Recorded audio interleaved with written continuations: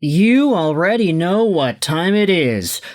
Yeah, it's time to wait for the YouTube checks to be completed before this video is allowed to be published on YouTube, but it is also showtime, baby, because Detroit and Steve Yzerman have signed Patrick Kane to a one-year contract with an AAV of $3 million. It is showtime, baby. $1 million, no, 1 year, $3 million. Patrick Kane is providing tremendous value for the Detroit Red Wings here. I never thought I'd see it. I never thought I'd see the day where Patty Kane was a quote-unquote loyal Detroit Red Wing. I mean, he chose to sign with the Red Wings in 2023 after the surgery and after the recovery and where everybody was debating if he'd actually be a player who's capable of playing National Hockey League games. Detroit believed in him. Detroit did their due diligence on him. He decided to go there. He signed a contract, and then he signed again. And then he signed again. Patrick Kane is getting contract by contract by contract with the Detroit Red Wings, and I don't know, man, something about this is so interesting to me, how this guy is just deciding, yeah, no, I can stay here. Detroit is my place now. $2.75 million AAV deal with the Detroit Red Wings the first time. Expiry 2024.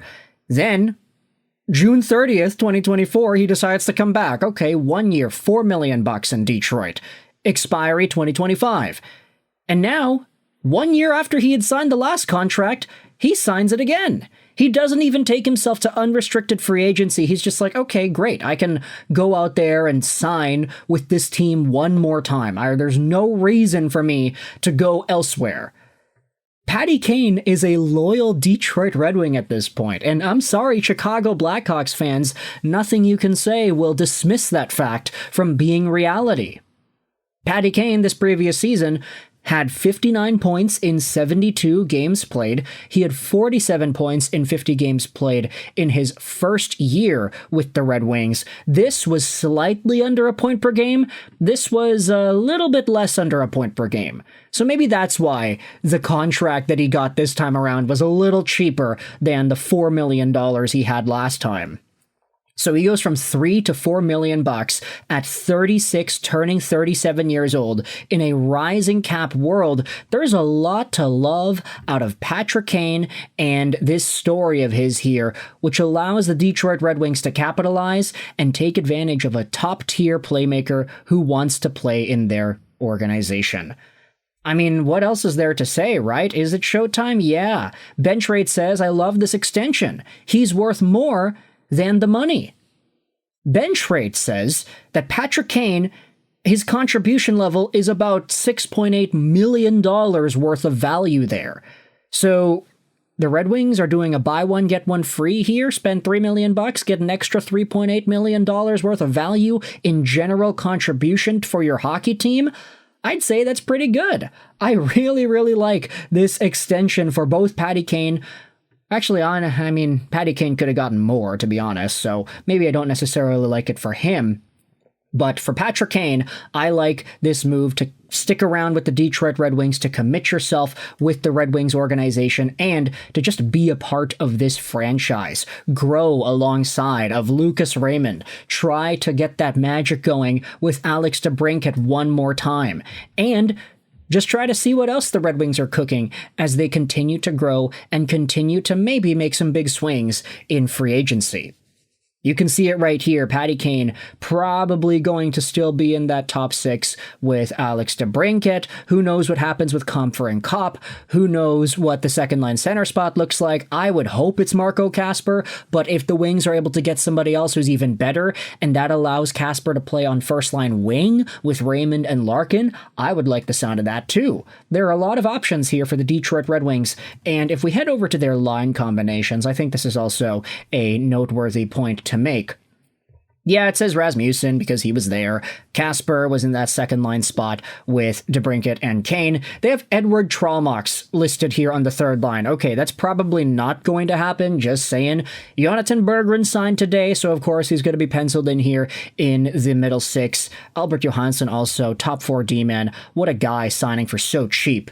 But Patty Kane, if he's able to find himself a new center, if the Red Wings are able to grab somebody else in free agency or via a trade to allow Kasper to go up to the top unit, move Rasmussen down, maybe into the middle to bottom 6 and the top penalty killing role, there could be some really good minor adjustments made by the Red Wings. But ultimately, out of the most talented pieces, the guys that are sticking around, these are the guys that you want to be sticking around. Larkin's under contract, Raymond under contract, Alex DeBrincat, he's fine too. Patty Kane, now for the next year's worth of time, is still going to be a Detroit Red Wing.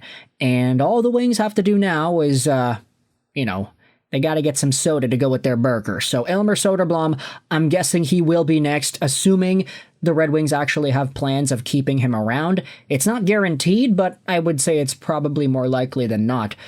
Tyler Mott also needs a contract. I love Tyler Mott. Everybody knows that everybody in Vancouver loves Tyler Mott, but I'm not too sure if he's going to get a contract extension. Craig Smith is also an interesting one here too. The Red Wings acquired him in the Joe Veleno trade. By the way, did anybody notice? Anybody see the Chicago Blackhawks? They traded Joe Veleno away for, I believe it was Andrei Burakovsky, was it? I'm not too sure. Joe Veleno trade. They traded him over to Seattle and then he got bought out. So that's a very unfortunate way for Veleno's career to have continued over here. Here we go. Puckpedia.com, Joe Veleno, he got bought out and he was traded for Burakovsky. That's exactly who it was just about a week ago. So that was another one of these guys. The Red Wings had him. They traded him away for Peter Mrazek and Craig Smith. Peter Mrazek, of course, he is no longer in Detroit as well. He's in Anaheim. He got sent over for John Gibson. So when you think about it, like the Red Wings, Craig Smith and Joe Veleno and all that stuff, they sent away Veleno for a guy whose contract will expire in Smith and a guy whom they traded to Anaheim for John Gibson, only for Veleno to be flipped to Seattle, and then he got bought out. So Steve Yzerman, man, he's escaping this treacherous time in the offseason by making some pretty good moves, making some signings, making some trades, and I think Red Wings fans, they got nothing but praise for these contracts. Now, I get it, there will be the odd fan or two that says that Patrick Kane doesn't really play defense, he doesn't really add much outside of his offense, therefore is that money really worth spending? Well, honestly, at $3 million, you can't really go wrong with a guy who can get 50 to 60 points. I like Patrick Kane a lot, and he's signing for cheap. So this works out, I would say, for the Detroit Red Wings pretty well. Let me know your thoughts in the comment section below about Patrick Kane signing this contract with the Detroit Red Wings. It is a 1-year, $3 million AAV deal. Do you like it? Do you not? Let me know in the comments why that is. I hope you enjoyed this video. Sign on, and bye.